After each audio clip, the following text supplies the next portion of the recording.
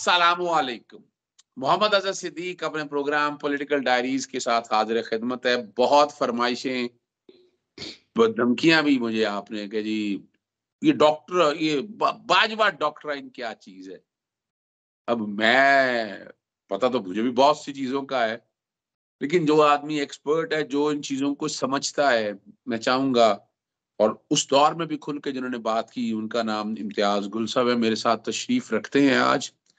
आज दो तीन बातें तो हम पॉलिटिकल करके ना, असल हमारा जो मौजू है वो बाजवा डॉक्ट्राइन पहले का क्या आजकल वो एग्जिस्ट करता है कि नहीं। पहले छोटा सा सवाल, सिर्फ इतना, पंजाब असेंबली और खैबर पख्तूनख्वा असेंबली तहलील होने के बाद आप कौमी असेंबली तहलील होते देख रहे हैं? देखिए, अगर अस्सलाम वालेकुम जी, मैं सॉरी रिपीट कर रहे हैं। अस्सलाम वालेकुम सिद्दीक भाई, बहुत शुक्रिया। एक बार फिर हम बाहम एक दूसरे से गुफ्तगू कर रहे हैं और बड़ा मज़ा आता है आपके साथ गुफ्तगू में। बात यह है कि अगर कौमी असेंबली के इंतखाबात नहीं होते तो फिर उस कौम के साथ बड़ी ज़्यादती है जो कशकोल लिए 50-55 लोगों का वफ्द लेके जिनीवा गई कि खुदा के लिए हमारी मदद करें, हमारे पास पैसे नहीं हैं। इसलिए कि 20-21 अरब रुपए का खर्चा होना है अगर पंजाब और खैबर पख्तूनख्वा की असेंबलियों का इलेक्शन अलग से हो गया। वो अलग बात है कि उसको हमारे जो पीडीएम के दोस्त हैं इस्तेमाल मालियाती इमरजेंसी को बहाना बना के अपनी हुकूमत को मजीद 1 साल के लिए तूल दे दें इस बहाने पे कि जी मुल्क के हालात। आर्टिकल 234 जी, वो आपके फिंगर टिप्स में हैं तमाम आर्टिकल्स, हमें तो याद नहीं रहते। तो वो एक अलग बात है। लेकिन मेरा अपना ये ख्याल है कि चौधरी परवेज इलाही ने जो काम किया है, अगर तो आप उनके लबो लहजे पे जो उनकी तकरीर हुई उस पे यकीन करें, तो उन्होंने ये पंजाब असेंबली में एतमाद का वोट लेके उसके लिए जितनी वो कोशिश कर सकते की और उसके बाद तहलील की रिक्वेस्ट भी की। तो मेरा ख्याल है उन्होंने एक बहुत, मैं समझता हूँ, मुनफरिद किरदार अदा किया है। मेरा अपना ये ख्याल है कि हो सकता है कि उन्होंने एस्टेब्लिशमेंट को भी स्टेप बैक करने का कहा हो कि आपने जो मुआनिदाना रवैया इमरान खान के हवाले से इख्तियार कर रखा है उस पर थोड़ी नज़रसानी करें। और इधर उन्होंने इमरान खान को भी कहा कि आप थोड़ा आर्मी को निशाना बनाना छोड़ दें। तो आप देखें गुज़िश्ता चंद दिनों से इमरान के मुंह पे आर्मी के हवाले से, एस्टेब्लिशमेंट के हवाले ये बात नहीं आई। बड़ी नोट की आपने ये बात, बहुत नोट की आपने ये बात।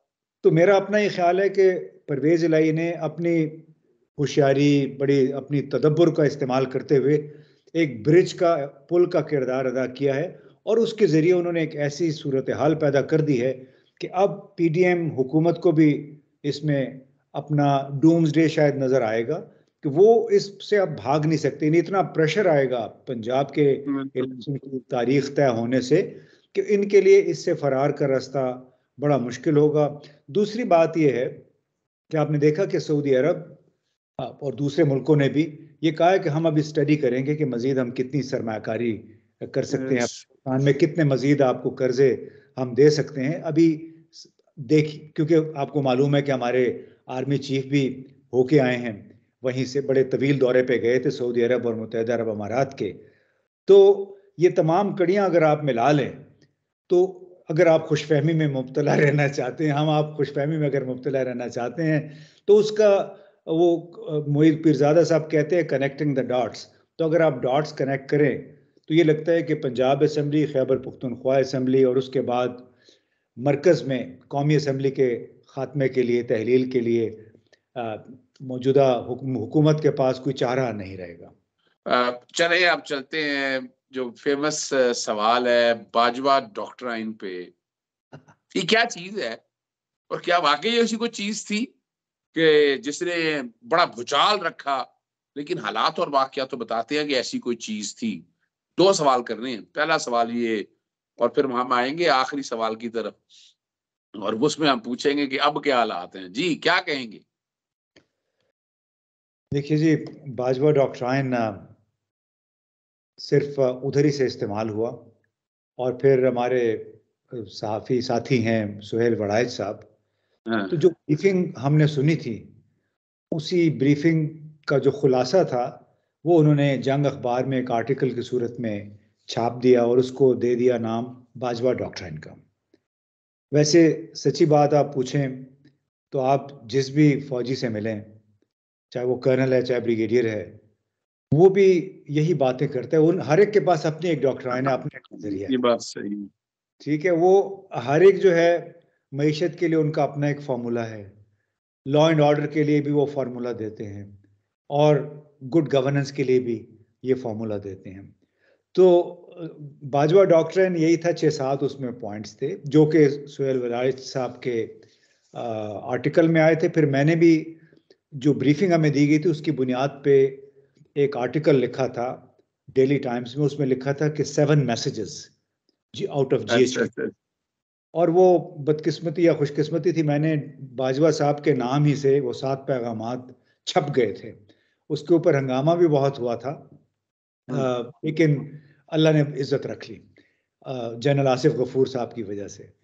سو بنیادی طور پہ اس میں جو باجوہ صاحب بار بار باتیں کر رہے تھے جس کو ان کے نظریے کی صورت میں پیش کیا گیا وہ یہی تھا کہ ہمیں اس معیشت کو درست کرنا ہے، ہم نے کرپشن کا خاتمہ کرنا ہے، ہم نے لا اینڈ آرڈر کو ٹھیک کرنا ہے، ہم نے سرحدوں کی نگرانی بہتر کرنی ہے، اور ہم نے معیشت کو جدید خطوط پہ استوار کرنا ہے، اپنے دوست ممالک کے ساتھ تعلقات، اپنے ہمسایوں کے ساتھ تعلقات اچھے کرنے ہیں. تو مجھے انہی دنوں میں، ہم یہ بات کر رہے ہیں 2018 کے آخر کی، انہی دنوں ہمارے ایک دوست تھے، سابقہ فوجی تھے، کچھ ان میں سے اب بھی سروس میں، تو انہوں نے ہمیں یہ کنونس کرنے کی کوشش کی کہ یہ باقاعدہ نظریہ ہے جنرل باجوہ کا. اور میں ڈان ٹی وی پہ پروگرام کرنے گیا تو انہوں نے مجھے کہا کہ آپ کچھ اس طرح کی بات کر سکتے ہیں کہ باجوہ ڈاکٹرن یا نظریہ بڑی زبردست چیز ہے. تو میں نے انہیں کہا کہ آپ ذرا مجھے 3-4 پوائنٹس اپنی طرف سے لکھ کے بھیج دیں کہ کیا کہنا چاہتے ہیں آپ. انہوں نے جب 3-4 پوائنٹس لکھ کے مجھے بتایا کہ ہاں ہمارے خیال میں آپ کو یہ 3-4 باتیں کرنی چاہیے. میں نے کہا ٹھیک ہے ہم کر لیتے ہیں. تو جب ڈان ٹی وی پہ ہم نے پروگرام کیا، اس میں میرے ساتھ جو اینکر تھے انہوں نے کا بھی خیال تھا کہ ہم نے اس پہ پروگرام کرنا ہے. اب اس کو آئیڈیا نہیں تھا تو میں نے کہا کہ آپ کر لیں پروگرام، مجھ سے آپ سوال پوچھ لیں، میں جواب دے دوں گا اس کا. تو جناب وہ پروگرام شروع ہوا. پروگرام کے دوران جب اس نے کہا کہ بڑا ایک مشہوری ہو رہی ہے باجوہ ڈاکٹرائن کی، آپ کا اس کے بارے میں کیا خیال ہے؟ تو میں نے کہا دیکھیں باجوہ صاحب ہماری فوج کے سربراہ ہیں، فوج کا سربراہ اور فوج کا کام ہماری سرحدوں کی حفاظت ہے. اندرونی طور پہ اگر کوئی بڑے چیلنجز ہوں، کیٹاسٹرافی، قدرتی آفات آتے اس میں ہماری مدد کرتے. ایک میں کہ جن نکات پہ یہ بار بار زور دیا جا رہا ہے ان کا براہ راست تعلق منسٹری آف فائنانس سے ہے، ان کا براہ راست تعلق ہماری وزارت داخلہ سے ہے، ان کا براہ راست تعلق ہماری وزارت انصاف سے ہے. تو میں نے کہا کہ اگر تو جنرل باجوہ کا براہ راست ان وزارتوں پہ اختیار ہے تو پھر تو ان کو باقاعدہ اس کی اونرشپ لینی چاہیے کہ میں نے یہ نظریہ پیش کیا ہے اور اس پہ ہم بھرپور طریقے سے عمل درآمد کریں گے. اور وہ صرف اسی صورت میں ہو سکتا ہے کہ وہ مارشل لا لگا دیں. اگر وہ یہ کام نہیں کر سکتے تو پھر انہیں ان نکات پہ زور دینا ہی نہیں چاہیے کیونکہ یہ ٹوٹل کام سویلین حکومت کا ہے. تو جس دن میں نے یہ بات کی اس دن کے بعد سے کسی نے باجوہ ڈاکٹرائن کا نام نہیں لیا، پھر بند کر دیا تھا. مجھے اچھی طرح یاد ہے، میں اس لیے میں نے اسپیشلی آپ کا کیوں کہا. سہیل وداعش تو اپنا ایک سٹائل ہے، وہ آپ بات کرتے ہیں ریئلٹی بیس اور آپ حقائق اور ناپ تول کے بعد بڑی وضاحت کے ساتھ کرتے ہیں کہ عام آدمی سمجھ سکے. وہ ٹھیک ہے، ان کا اپنا ایک نقطہ نظر ہے، وہ چلتا رہے، ہمیں اس سے اختلاف ہے یا نہیں ہے. جو یہ 7 نکات تھے ان پہ یعنی کرپشن ختم کرنی ہے، تو انہوں نے تو واقعی کرپشن ختم ہی کر دی. انہوں نے اگر آپ دیکھیں ذرا تو وہ تو بالکل واقعی ختم کر دی. انہوں نے کہا 50 کروڑ نیب لا میں جو ترامیم، بلکہ لوگ تو یہ کہتے ہیں کہ جتنی یہ ترامیم کا سارا مسودہ ہے وہ باجوہ صاحب نے خود تیار کروایا تھا. اب پتہ نہیں اس میں حقائق ہیں یا نہیں، لیکن یہ باتیں تو نظر آ رہی ہیں نا کہ جو کرنا تھا اکانومی ستیہ ناش ہوگی. اس کا تو مطلب ہے کہ Bajwa doctrine is a failure towards our nation. دیکھیے جو باجوہ ڈاکٹرائن تھا، ہمیں عام لوگوں کو یہ سمجھنے کی ضرورت ہے کہ چونکہ فوج کا ہماری سیاست میں براہ راست اور بالواسطہ بہت غالب کردار رہا ہے، ماضی میں بھی اور اب بھی، اس کی وجہ سے ان کی اپنی ایک مخصوص سوچ ہے، چاہے وہ جنرل راحیل شریف تھے، چاہے جنرل مشرف تھے، چاہے جنرل کیانی تھے، ان سب نے اپنا اپنا حصہ اس ڈاکٹرائن میں ڈالا ہوا ہے۔ آپ نام ہٹا دیں تو آپ کو آپ نہیں ڈسٹنگوش کر سکیں گے کہ یہ جنرل مشرف نے بات کی ہے، جنرل کیانی نے، مشرف ڈاکٹرائن یا کیانی ڈاکٹرائن یا راحیل ڈاکٹرائن۔ جی یہ بنیادی طور پہ ہمارے فوجی ادارے کی ایک خواہش ہے، ایک سوچ ہے، اور وہ اس وجہ سے کہ وہ ہماری سرحدوں کے محافظ ہیں۔ وہ جب بھی حالات میں گڑبڑ ہوتی ہے تو سمجھتے ہیں کہ وہ بڑے انکمفرٹیبل ہو جاتے ہیں کہ ہم اس کے لیے کیا کر سکتے ہیں حالات کی بہتری کے لیے۔ وہ یہ بھول جاتے ہیں کہ حالات اس لیے بار بار خراب ہو جاتے ہیں کہ یہ وہی پرانا نسخہ آزمانا شروع کر دیتے ہیں۔ جو کراچی میں ہوا ہے MQM کا انضمام، یہ اس ڈاکٹرائن کی ایک ایکسٹینشن ہے یا اس کا ایک اظہار ہے۔ ایک پارٹی کو انڈرمائن کرنے کے لیے دوسری پارٹی کو دوبارہ جوڑنے کی کوشش کر رہے ہیں۔ یہ پھر بھول جاتے ہیں کہ یہ جو پولیٹیکل انجینئرنگ کا پروسیس ہے، بھلے آپ کی خواہش نیک ہو، آپ کے ارادے نیک ہوں، لیکن یہ سمجھنے کی خدا را کوشش کریں کہ اس قسم کی انجینئرنگ انڈیفینیٹلی لانگ ٹرم میں کامیاب نہیں ہوتی ہے، اس کا نقصان زیادہ ہوتا ہے۔ لہٰذا خدا کے لیے یہ ڈاکٹرائن وغیرہ آپ چھوڑ دیں۔ آپ کا واحد نظریہ جو ہے وہ اس ملک کی حفاظت کرنا ہے، اس ملک کو اکٹھے رکھنا ہے انصاف کے ذریعے۔ ان علاقوں میں جہاں پہ ابھی بھی آپ براہ راست حکمرانی کر رہے ہیں، چاہے وہ بلوچستان ہے، چاہے سابقہ فاٹا ہے، وہاں پہ آپ زیادہ سے زیادہ اختیار آپ سویلین لا انفورسمنٹ کو دیں، ورنہ عوام اور لا انفورسمنٹ جو قانون نافذ کرنے والے ادارے، ان کے درمیان اعتماد کیسے پیدا ہوگا؟ میں نے ابھی ایک سیمینار بھی ہوا KP گورنمنٹ نے کروایا 4-5 دن پہلے، تو اس میں میں نے پبلکلی اپنی تقریر میں یہ سوال کیا مقتدر حلقوں سے کہ وزیرستان میں، باجا ورڈ میں اور دوسرے جو علاقے ہیں سابقہ فاٹا کے، وہاں پہ ہمارے قانون نافذ کرنے والے سویلین ادارے اب تک مؤثر کیوں نہیں ہو سکے؟ آپ نے ان کو اختیار کیوں نہیں دیا؟ یعنی آپ نے تو دیکھ لیا کہ 20 سال وہاں پہ جنگ صرف اس وجہ سے ہوئی کہ فوج ان علاقوں میں چلی گئی تھی۔ تو اب فوج ظاہر ہے بالکل ہٹنا بھی نہیں چاہیے، آپ سرحدوں پہ بے شک رہیں، لیکن اس کے اندر ان علاقوں میں آپ پولیس کی نگرانی کریں، ان کی تربیت کریں، ان کی رہنمائی کریں، تاکہ وہ محفوظ زیادہ بہتر انداز میں اپنے فرائض انجام دے سکیں۔ تو وہ بات ہو رہی تھی باجوہ ڈاکٹرائن کی، تو یہ بھی باجوہ ڈاکٹرائن ہی کے سلسلے میں میں نے سوچا کہ وضاحت کر لوں کہ آپ جگہ جگہ پہ یہ جو تجربات ہیں گزشتہ 25-30 برس بند کر دیں۔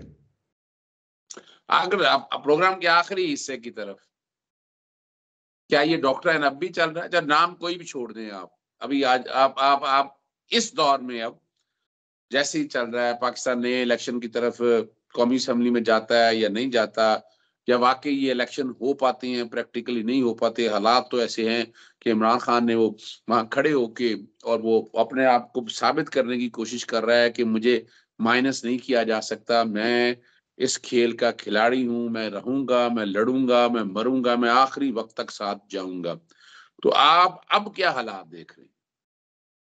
دیکھیے اظہر بھائی، ہمیں یہ ذہن میں رکھنا چاہیے کہ 6 سال تک ایک صاحب سیاہ و سفید کے مالک رہے جنرل ہیڈ کوارٹر میں۔ یہ تمام لوگ بھی انہی کے ساتھ کریئر میں تھے، اور انہی کی طرف اشارہ کرتے ہوئے جنرل باجوہ نے ہمیں کہا، جب ان سے پوچھا گیا کہ آپ ایکسٹینشن تو نہیں لیں گے، یہ 2019 کے شروع کی بات ہے، تو انہوں نے کہا کہ نہیں، یہ جو مجھ سے جونیئر میرے آفیسرز ہیں ہمارے آس پاس، یہ مجھ سے زیادہ ہوشیار ہیں، زیادہ سمارٹ ہیں، تو میں نے ان کو بتا دیا ہے کہ میرے یہاں آنے کے ساتھ ایکسٹینشنز یعنی ملازمت میں توسیع دینے کا دور ختم ہو چکا ہے، میں نہ کسی کو توسیع دوں گا نہ خود توسیع لوں گا۔ تو یہ اس وقت انہوں نے بڑے واشگاف الفاظ میں یہ بات کی تھی۔ اب ظاہر ہے پھر اس کا ایک ہینگ اوور تو ہوتا ہے، تو ہمیں یہ بات بھی ذہن میں رکھنی چاہیے کہ جو بھی نیا آفیسر آتا ہے، نئی فوج کا نیا سربراہ آتا ہے، وہ اپنا ایک نیا چیپٹر کھولتا ہے اس کتاب کا جس کو ہم کہتے ہیں پاکستان ملٹری یا ملٹری اسٹیبلشمنٹ۔ اب امید یہ کرنی چاہیے کہ اس چیپٹر میں ان باتوں سے گریز کیا جائے گا جو کہ 27 اکتوبر کو آئی تھی زیر بحث پریس کانفرنس کے دوران، جو بابر افتخار صاحب نے کی تھی، کہ ہم نے ندیم انجم صاحب تھے، ندیم انجم صاحب، جنرل بابر افتخار، اور بابر افتخار نے کہا تھا کہ ہماری قیادت کے غلط فیصلوں کی قیمت ہم اب بھی چکا رہے ہیں۔ تو اللہ کرے کہ اس نئے چیپٹر میں یہ بات بڑے جلی حروف میں لکھی ہو کہ ماضی میں ہم نے غلطیاں کی، ہم نے اس کی بڑی بھاری قیمت ادا کی، آئندہ ہم وہ غلطیاں نہیں کریں گے۔ اور اس میں دیکھیے ابھی بھی جنرل عاصم منیر کو بیچارے کو جانا پڑا سعودی عرب اور وہاں متحدہ عرب امارات میں پیسوں کی خاطر۔ تو یہ سلسلہ میرا خیال ہے کہ بند ہوگا، اور ہمیں یہ امید رکھنی چاہیے کہ جنرل عاصم منیر کو اس بات کا احساس ہے کہ اگر پاکستان مضبوط ہوگا تو تب فوج بھی مضبوط رہے گی۔